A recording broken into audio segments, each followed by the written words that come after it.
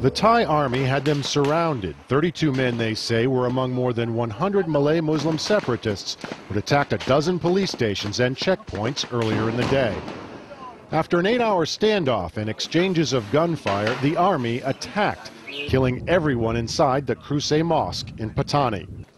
It's not Thailand's biggest or most beautiful mosque, but it is the oldest and most famous. What happened here 3 years ago still resonates throughout the region. And although the mosque's walls have been repaired, the scars are still painful.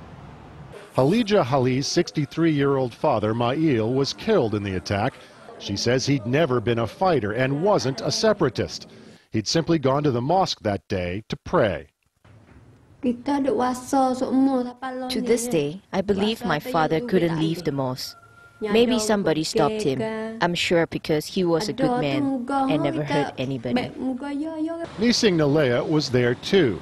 He prayed with the rebels the morning of the siege and says he and anyone else who wanted to was allowed to leave before the army assault. They asked them to surrender and defend themselves in court, but they didn't surrender. On the contrary, they wanted to fight and intended to die in the mosque. Whether or not all of the men inside the Kruse Mosque that day were militants, many believe the attack was unnecessary because the rebels were lightly armed and running out of ammunition. A government investigation determined that the army's use of force was excessive, especially considering the mosque's historic and religious importance. For the people in the south, I think the symbolism of attacking of the mosque will stand very clearly as an affront against the religious identity that the people consider extremely sacred.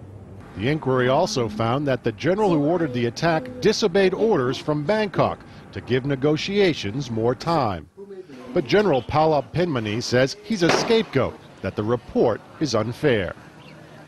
I only regret that I didn't attack earlier, because if I had, 3 of my men would still be alive.